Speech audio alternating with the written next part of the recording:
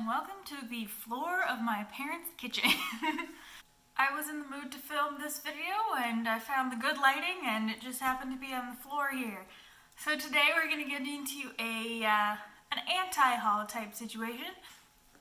I really love watching these kinds of videos, so I decided I'm going to make a couple myself maybe. We're going to start with this one and see how it goes. So, I have my trusty laptop since I'm filming on my phone, and we're gonna get into it and either talk myself out of buying makeup or talk about how much I want makeup,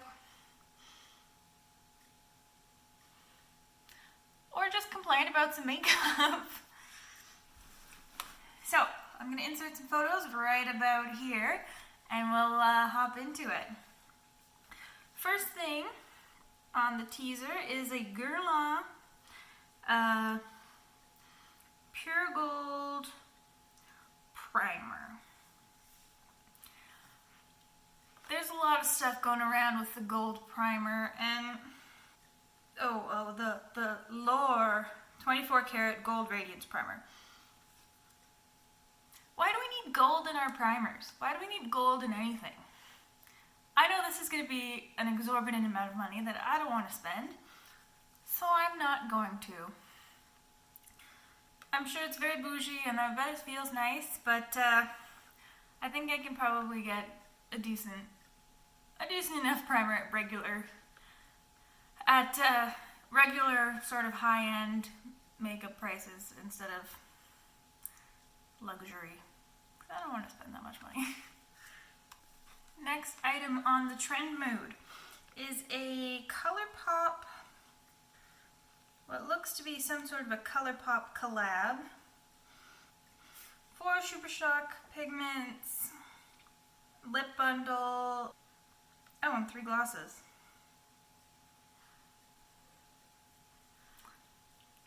No, I don't think I need this.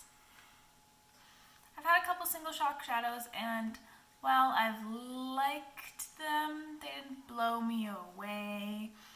And it's just hard to reach for them when it's a single item. There really has to be a look in mind. You're like, oh, I want to use that single. And you have to think about pulling it out and what you're going to pair with it. I have stuff like that, but I don't get as much use out of them as I would like to. So I don't think this is something for me.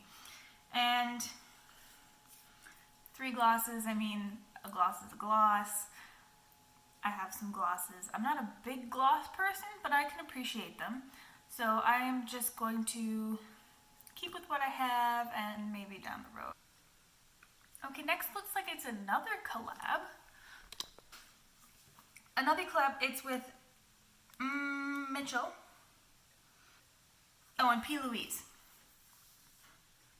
This looks like a pretty palette. It looks really big and there's a lot of colors. It's kind of a rainbow palette, which I like. I like a good rainbow palette, but I just got the September Rose Slush palette and that's a rainbow palette and it's still pretty new to me, so I don't think I need to get another rainbow palette right away. This is coming out in September. So while it looks pretty, it's not something I'm super drawn to. There's also kind of a handful of neutrals scattered in there.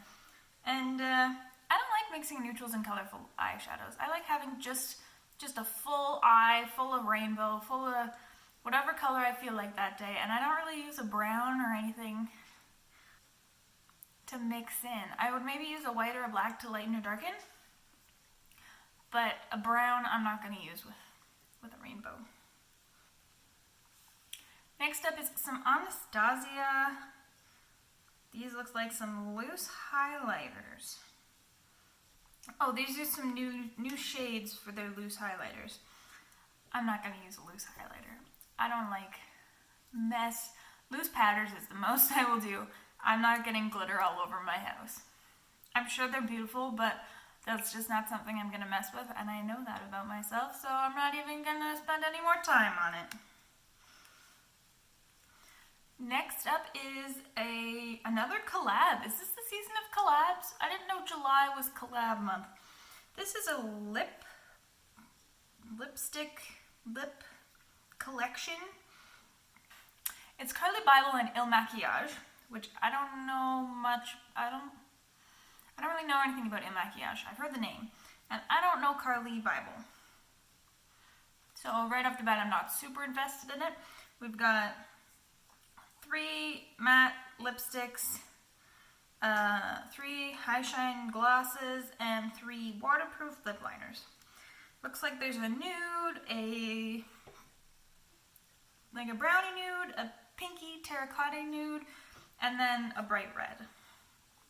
I'm not really in the market for new lip stuff, and these don't seem too exciting. Everybody has a brownie nude, a pinky nude, and a red, so I feel like I could get this anywhere if I really wanted one of those colors. Now, Anastasia is coming out with a liquid liner. This is a felt tip liquid liner for $18. It is matte black. This is what I'm interested in. I've not really used very many eyeliners that aren't the pen form. My favorite all-time eyeliner is the Kat Von D tattoo liner. I'm trying to look for an alternative so I don't have to buy it from Kat Von D. But the thing that is most difficult to find is the matte black. I can handle any other kind of, I like a brush tip, but I could be persuaded to try another kind of, a felt tip if it was matte. This is matte. It is a felt tip, and it's like the dip and swipe, I don't know. It's not the pen form, but it looks like it has a nice long handle, so you could probably figure it out pretty easily. So I'm definitely very interested in picking this up once I run out of eyeliner. I might look into this. Next up we have Sugar Pill releasing some new singles. We have some shimmer metallic ones, and we have what are these called? This is the Endless Summer collection. There's 4 shimmers and 4 bright pastels, I'd say. Now these I'm interested in. Not so much the metallics, but the pastels, the green, that blue, and the purple, I am very interested in. The pink, it looks like a nice pink, but that Arsenic, Hypnotic, and Veloria, that looks like you could get some pretty looks out of. I'm definitely interested in those. I know they're going to be very expensive because it's Sugar Pill, but I'm intrigued. Okay, now Kat Von D looks like she's coming out with some new shades of her lipsticks. Now these look like some cool grungy colors, but that's not really something I'm into wearing, and I don't really want to buy from Kat Von D that much. So moving right along. Natasha Denona added again with another mini. This is the Coral palette. We've got a pale shimmery peach, a peach matte, a shimmery purpley silvery color, a terracotta brown, and sort of a burnt terracotta shimmer. This isn't something I'm very inspired by. It's just not very exciting. I'm not really into that many corals, but there's only really one real coral in here. There's a terracotta brown and a terracotta shimmer, which we've seen a billion times. That purpley silvery shade looks pretty, and the pale peachy shimmer also looks very pretty, but this is a coral palette. There's only one coral. How many coral looks can you get out of this? I'm not interested in this. This isn't something I'm into. Also, for however much it's going to be, definitely not. Kylie Cosmetics is coming out with an eyeshadow palette. Is there a name for this? No. The Summer 2018 palette. Oh my goodness, it's an orange neutral palette. Do we really need another one of those? Are people still on the orange neutral train? I am so over it. I am trying to force myself to use my Urban Decay Naked Heat palette, and I'm not doing it. I'm on a trip to visit my parents, and I brought it just so I could force myself to use it. I only brought one eyeshadow palette. I really want to try and use that Naked Heat palette. I spent good money on it, and I've used it only a few times. I just got bored of it because you can only make a few looks. So I'm trying to figure out some strategies to get some more use out of it. But, I mean, Kylie, this is so boring. I'm definitely not going to buy this. Definitely not. Alright, it finally happened. ColourPop came out with the orange palette we were all expecting. This is the Orange Glad palette, and it looks pretty. As I said before, I'm kind of done with the whole warm tone, orangey kind of palette, so this isn't something I'm going to pick up, but for someone who likes oranges, there's a little selection of oranges, nothing too crazy. I'm definitely not going to pick it up. I think there's another pressed glitter in this one. That shade, middle shade Clementine, I think that's a pressed glitter.